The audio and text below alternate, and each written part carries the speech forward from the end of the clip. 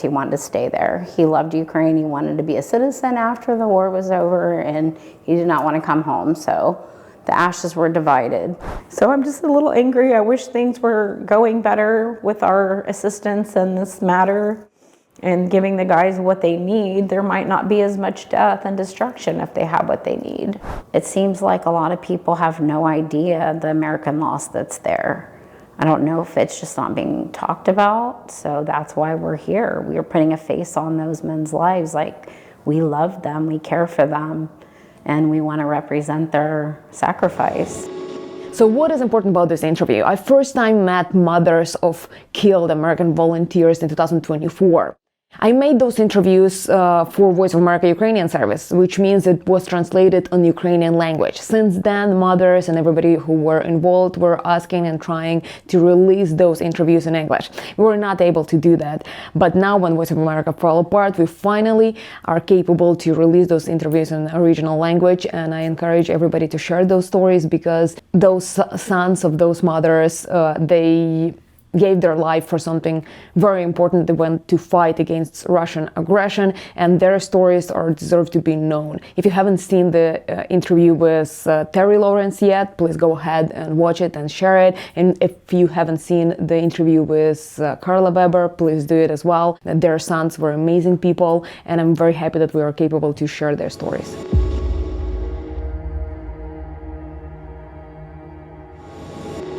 This was my father-in-law's, and it was in a fanny pack, and after he passed away, the unit was able to retrieve this. And when I went to Ukraine to get the ashes, the other urn that I did not get, he wanted to stay there and he wanted to be with his unit. So they got the ashes and then they returned this to me, and it's just everything to me. So just a lot of hope and a lot of faith in this. So especially that it got back to me. So my father-in-law passed away and this was his, so Lance and him were close. So it's definitely very, very important because he wanted to stay there. He loved Ukraine. He wanted to be a citizen after the war was over, and he did not want to come home. So the ashes were divided. Could we start with you describing Lawrence? What he was like? So Lance was 28. He was my firstborn son. Extremely intelligent, always been military, he was in the Marine Corps, he was a machine gunner. Once he was finished there, he was like a construction worker, could fix anything. Also worked at the gun range on the weekend, so very busy person, always trying to lend a helping hand. And when this happened at the beginning, he had a friend that had ties to Ukraine that was showing him the atrocities that were happening. So he was pretty much ready to come over here right after it started, but he wasn't able to. I think in end of February of 2023 is when he came here. But he has 3 siblings. He was a great brother, great son. We miss him very much, but we are very honored that he had those kind of morals and wanted to help people. Describe the moment when he decided to go to Ukraine. He had lots of months before he was able to go, and the more things he would see and the things happening over there just really was hounding him to get here because he wanted to help. And I know he was able to train a lot of soldiers on weapons and machine guns and different things. So he had those skills, and that's what he wanted to do, was to try to show people how to do those things. How did you find out that he wants to go to Ukraine, and have you ever tried to change his mind? You can't change his mind. We know that's him. That was his character. Once he was set on doing it, it was almost like it was just kind of haunting him to get over here. I have 2 daughters, and we just try to keep encouraging him, and every time we would talk to him, and he would let us know, what was going on. And because this is what he wanted to do. You kind of not be able to live your life the way you want it. This is hounding you that you need to be here. It was a call. I guess that's all the mothers I'm talking to, that's what they say about their sons. It's a call you hear that you have to act on. So that's what happened with him too. So we encourage that. I mean, it's hard to do, but he was a grown man, and military is his background. So we just try to be encouraging, and we know the risk. Did he share anything with you about his experience on a battlefield in Ukraine? We asked him a few times, what are things that you need? And he said, we need equipment, we need men that can fight, we need ammunition, lots of things about heat signatures, there's lots of drones, a lot of drone attacks out there, and that's what got him and Carla's son was a suicide drone. And prior to that, he had been shot. He got a ricochet from an AP round in a battle. And so he was in the hospital for 2 weeks. He was driving him crazy, couldn't wait to get back out there. So he didn't have to go back, and he did, and went on that last mission. So definitely, you know, he could have stayed a little bit longer on the trip on that, but he didn't. He came right back to the battlefield. What was your first thought when you learned about his death? Describe the moment. So I got a call from the embassy, and then I thought, so Lance would tell me, you have to be careful of calls, you have to be careful who you talk to. So when I got the call, I wasn't sure if it was legitimate or not. So I had to call the State Department, and they let me know, and I was at work. And it was pretty devastating. I mean, I always was expecting, because of the situation where you are, it's always a possibility, but it's very heartbreaking. Then hearing the stories from all the guys and all the support that we had, and being, you know, having ties with Carla and hearing all that she knows about the situation, we've been able to compare stories.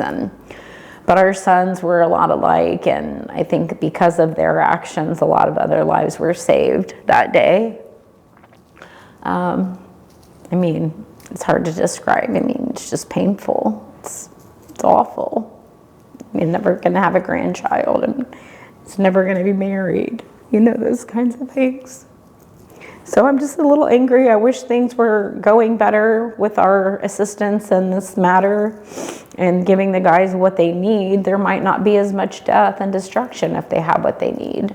Have you received any threats or any messages from Russian trolls? Yeah, so I don't do social media, but my daughters do, and they did post some things, and they did take some pictures from our sites and put them on Reddit. And then some of the things that they posted were about Carla's son, but they just made some really bad remarks and comments, and it's pretty devastating. But I mean, I expected that. I was fearful to speak out initially because of that. This is the most I've done as far as talking to people because of that. I have 2 daughters. I don't want any, you know, I have a family. I know how relentless people can be and their tactics, but I don't want to be silent anymore because I don't want other men to die needlessly. My son said he was pretty sure that they were going after the territory of the old Soviet Union, and if they got through Ukraine, who else was going to be next? I mean, that's a huge possibility, so it's a very serious situation. Could you describe why are you here right now in Washington, D.C.? Weatherman Foundation has been pretty amazing at helping us get things accomplished and things done. We were invited, and we've just been silent for too long, and I just want to see if we can get lawmakers to address the needs in Ukraine, the weaponry. Like, there's money going there, but we need to make sure the right things are being taken care of. They need body armor, they need weapons that work, they need ammunition, they need food, they need medical supplies. Like, it just needs to be more coordinated, and if there's anything we can do while we're here to help that happen, that's why we're here. So we're talking to lawmakers and trying to let them know there are human lives at stake and American lives. So it just puts a face on it, so maybe more can be done for them. Have you already, I assume you already met some representatives today. Yes. How can you describe those conversations? It seems like a lot of people have no idea the American loss that's there. I don't know if it's just not being talked about, so that's why we're here. We are putting a face on those men's lives. Like, we love them, we care for them, and we want to represent their sacrifice, and they need to know. So if that's how it has to be done, they seemed receptive, and then we'll have more meetings tomorrow, so hopefully it goes well. Hopefully we can get something done while we're here. You can address Ukrainian people, other people in the world. What would you like to say to them? I would just want to say my son loved your country and he loved your people, and he wanted to be part of your society and help you rebuild if this came to an end. And I appreciate your tenacity and your strength and your fight that you have in you, and the world stands behind you. If you end up here, it means you watched all the interview, and I'm encouraging you to press this button to subscribe, to put a thumbs up to this video, and also write a comment and share this story with your friends. And I, myself, will try to share more stories on Ukraine on this channel. Thank you so much.